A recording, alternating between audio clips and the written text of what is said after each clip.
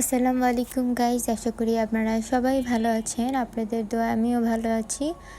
আজকে একটু কমই ভালো আছি, কারণ আজকে হঠাৎ করে আমার বড় বোন দুপুর দিক দিয়ে প্রায় 11টা-12টার দিক দিয়ে হঠাৎ করে পেটে ব্যথা হয় প্রচণ্ড।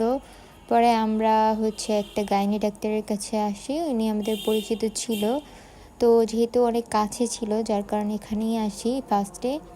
পরে উনি চেক আপ করলো, দেখলো টেকলো, পরে একটা ইঞ্জেকশন দিল ব্যথা কমানোর জন্য। ওর মাজার সাইডে আর ডান সাইডে ব্যথা ছিল। পরে উনি এখানে অনেক টেস্ট দেয়। প্রথমে ব্লাড নিয়েছিল এবং এখানে ইউরিনের জন্য টেস্ট দেয়, ইউরিন টেস্ট করবে এর জন্য। পরে ওকে আলট্রা করাতে ভিতরে নিয়ে যায় এবং অনেকক্ষণ এখানে ছিলাম, কারণ যেহেতু ইউরিন টেস্ট আর চাপ না আসা পর্যন্ত আর কি, ক্লিয়ার না হওয়া পর্যন্ত ইউরিন টেস্ট হয় না। আর আলট্রাও করতে পারছিল না, কারণ ওর হাত পা কাঁপছিল। ওকে খাওয়াতে বলছিল কিছু, সকাল থেকে কিছুই খায়নি। পরে ওইখান থেকে আমরা মেডিকেলে চলে আসি, কারণ তারা বলছিল অ্যাপেন্ডিক্স মেবি, বাট তাও শিওর না, কারণ যেহেতু আলট্রাও ভালো মতো করতে পারিনি এবং ইউরিন টেস্টও ভালো মতো হয়নি, যার কারণে এই টেস্টগুলো আবার করা লেগেছিল আমাদের মেডিকেলে এসে, তাও আজকে সকালে। এরপরে আমি আর আমার ছোটো ভাই বাসায় চলে আসি, যেহেতু ওখানে এতজন স্টে করা যাবে না। আর আম্মু আর বাবা ওইখানে ছিল রাত্রে, যেহেতু জিহানের ঘুমের ইঞ্জেকশন দিয়েছে, ব্যথার ইঞ্জেকশন দিয়েছে, আরও নানান গ্যাসের ইঞ্জেকশন দিয়েছে। দেন স্যালাইন চলছিল, একটা সকালে শেষ হয়েছে, 3টা এখন লাস্ট চলছে। এরপরে আম্মু সকালবেলা আমাকে ঝাউ ভাত রান্না করতে বলে। আমি এখানে অল্প একটু চাল দিয়ে ঝাউ ভাত রান্না করি, এবং যেহেতু সকালে আমি যাব, এরপরে আমার আম্মু আবার একটু আসবে, গোসল টোসল করবে, নামাজ পড়বে। এর জন্য আমি আর আমার ছোটো ভাই চলে যাই একটা রিক্সা নিয়ে, যেহেতু চেনা জানা সব কিছু, তাই আমি চলে যাই। এরপর আমরা চলে যাই। এরপর আম্মুরা পরমাণুতে গিয়েছিল ওই জিহানাপুর এক্স রে করাতে, এবং আবার আলট্রা এবং ইউরিন টেস্ট করাতে।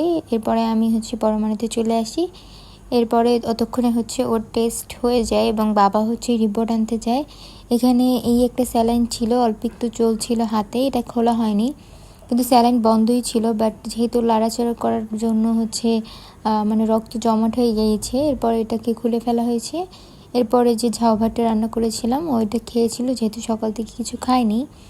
এরপর আমার ছোট মামা এবং মামি আসে আমার বড় বোনকে দেখতে। আর আমার মামাতো বোন ছোট, ও একটু মজা করছিল। এই সময়টা ভালোই লাগছিল, যেহেতু ছোট মানুষ মজা করছিল। আর ও একটু দেখাচ্ছিল যে ও ব্লগ করছে। আর এখানে আমার আম্মুর ফুফাতো ভাই ছিল, যেহেতু আম্মুর বাবা গিয়েছে। আর ওর ডান হাতে প্রথমে ক্যানোলা ছিল, এরপরে বাম হাতে স্যালাইনের জন্য দেওয়া হয়, কারণ ওর ডান হাত অনেক ফুলে উঠেছিল এবং ব্যথা করছিল, যেহেতু পরপর অনেকগুলো ইঞ্জেকশন দেওয়া হয়েছে। এরপর আমার ছোটো মামা KFC নিয়ে আসে খাওয়ার জন্য, যেহেতু আমরা কেউই কিছু খাইনি, তারা ভাত খেয়ে এসেছিল।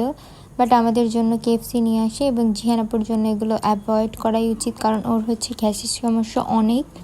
এরপরে খাওয়ার পরে আমার মামা মামিও চলে যায়, এবং আমি আর আমার ভাইও চলে আসি বাসার দিকে, যেহেতু এতজন মানুষ থাকা যাবে না। আমার আম্মু আর আমার বাবা আছে ওর সাথে, তাই আমরা তারা যাওয়ার পরে, খাওয়া দাওয়ার পরে আমরা চলে আসি।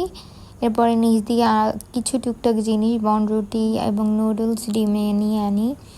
এরপর আপনাদের সাথে আজকের এই ভিডিওটা শেয়ার করার একমাত্রই কারণ যে আপনারা সবাই আমার বোনের জন্য দোয়া করবেন, যাতে ও তাড়াতাড়ি সুস্থ, এবং আপনাদের সবার দোয়ায় যাতে ও বাসায় চলে আসে তাড়াতাড়ি করে, এবং ওর যাতে কোনো বড় কিছু না হয়। আপনারা সবাই দোয়া করবেন যাতে অল্পতেই ও সুস্থ হয়ে যায়।